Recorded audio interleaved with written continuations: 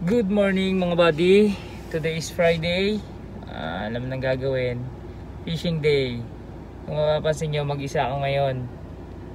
Yung kasama ko sa bahay na isa, may lakad siya tuwing Friday. Tapos yung asawa ko, nagpapahinga muna. So pwede naman siguro ako magtanggal ng mast. Kasi mag-isa lang naman ako sa sasakyan. Okay. Let's go, same spot. Tingnan natin kung makakahuli tayo. Sana makahuli tayo para may maiuwi tayo pang ulam, ano? Ayun. Update ko kayo pag nandun na sa sa fishing spot. Magda-drive muna ako kasi bawal mag-drive nang nagsi-cellphone. Baka ma-fine tayo, mas malaki yun. Luging-lugi tayo dun. Okay mga buddy. Bye, update ko kayo later.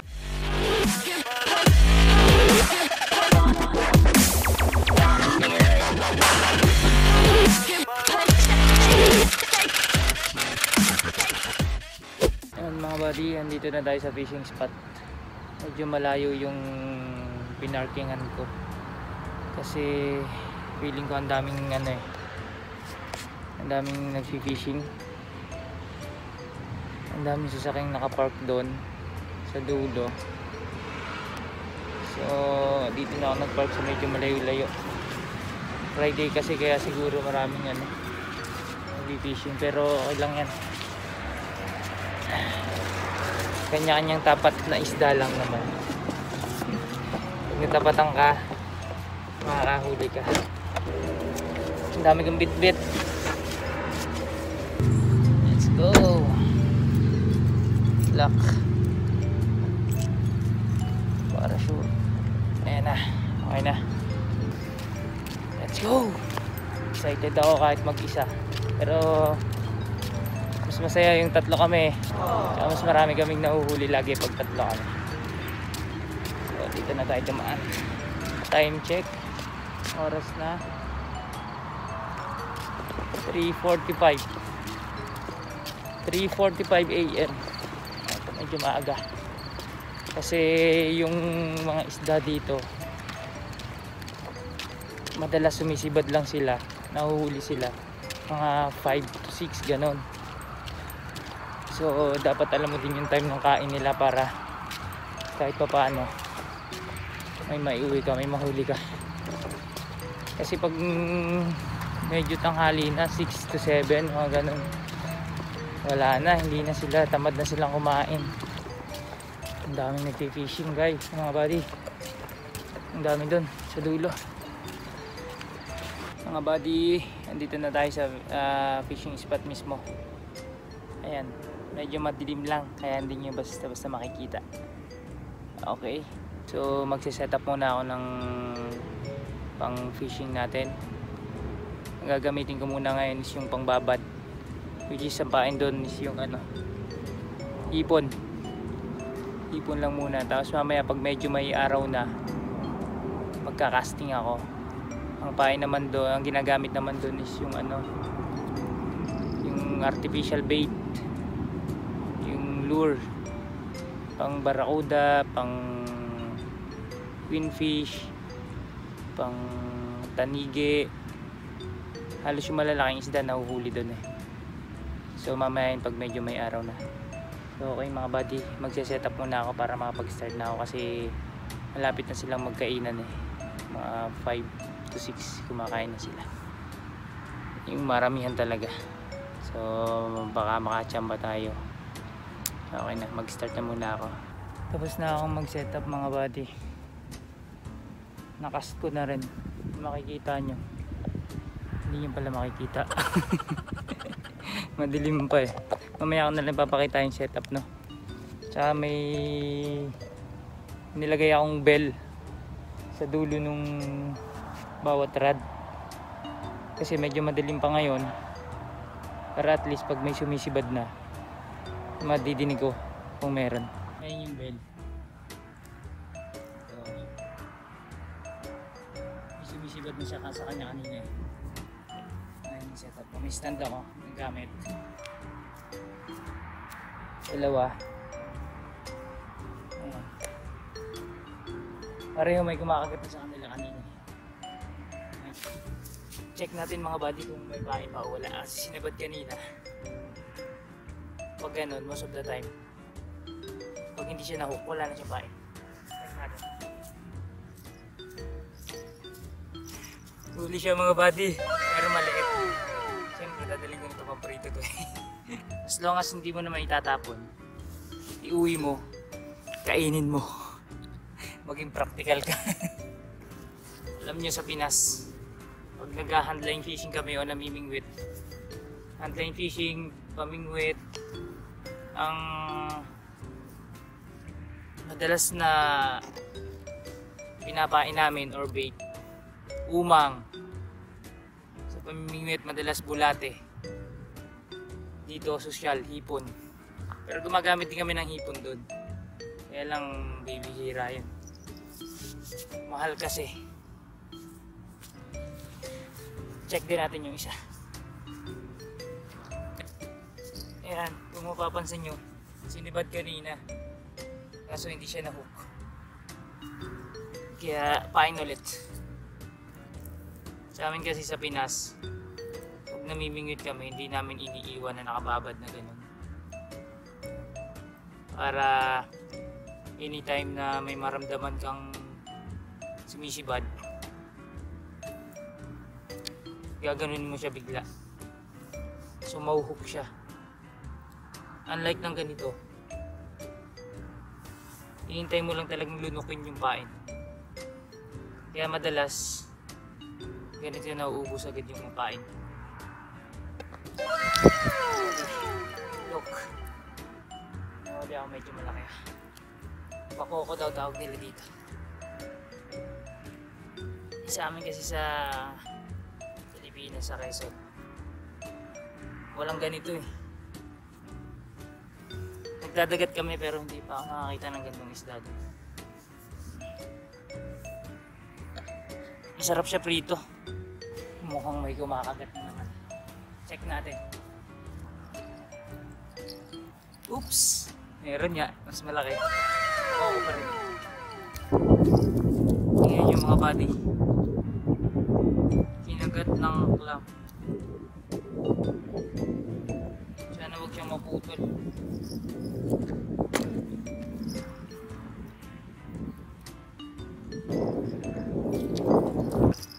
Ang liit to. Paborito to ng asawa ko eh. Kaya iuwi natin to kahit maliit. Aww.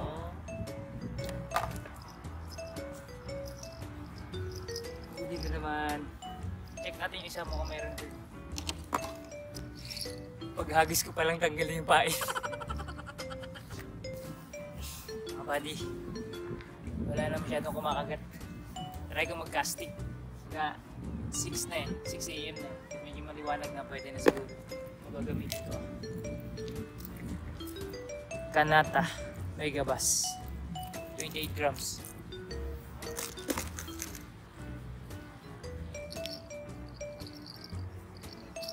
Isa ang dagdag. Kape muna tayo pagkaubos ng pain, saka ako magkakasting. Maliwanag na siya kung mapapansin nyo. Magkakasting na tayo. May araw na eh. Sige muna isang babad ko. Wala ang pain. Tanghali na kasi kaya medyo maliliit na yung kumakagat.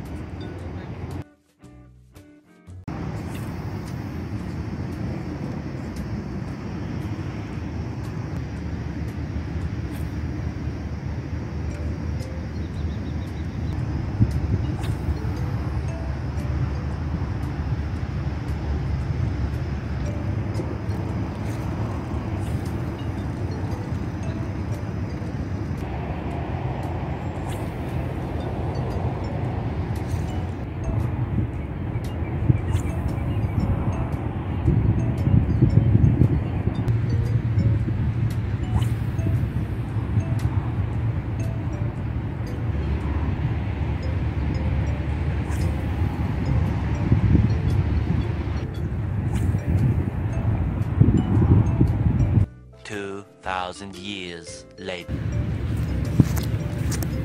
Ay, tanghali na mga buddy. Wala tayong nahuli sa casting. Ang dami nagka-casting dito pero parang walang nakahuli kahit isa. So, it's time to go home na.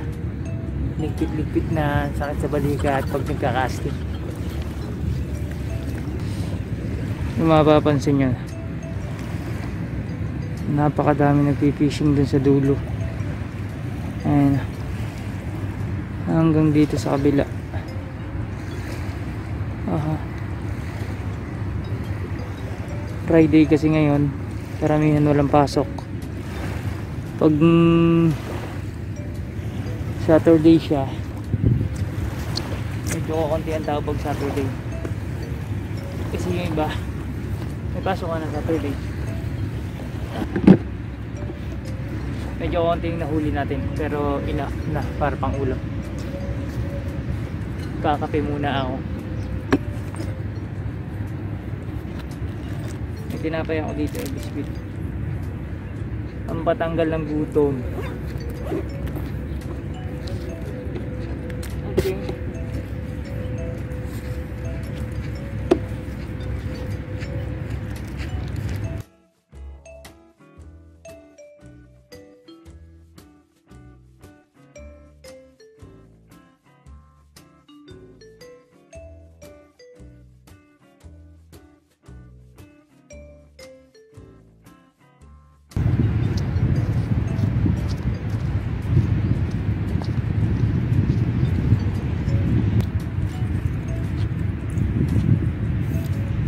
Siya nakachamba. Actually bagong bili ko to eh, kasi yung last Friday nawala yung isa kong lure, yung nakahuli nung tawag dito, barakuda. Kasi pagkas kung ganun natanggal siya dun sa pagkakatali, siguro lumuwag na yung tali ko, hindi ko napansin eh. Pagkagis kong ganun biglang nag-lock yung reel ko, nag-contra pa, tumalsik siya. So bumili ako ng bago, white yung nawala, white na may orange stripe. Ito bago, maganda rin to. Nakita nyo ba? Kanata, ganda ng area. Against the light lang. Wow! Uwi na tayo. Wala naman ang kumakagat, so uwi na tayo kung mapapansin nyo. Dahil pang nagpipishing mga buddy. May nagpipiknik din dyan. Maganda na yung panahon kaya maganda dito. Andun no, ang dami pa oh. Ako pa uwi na. Ayan na nga mga buddy, pauwi na tayo. Andito na tayo sa loob ng sasakyan.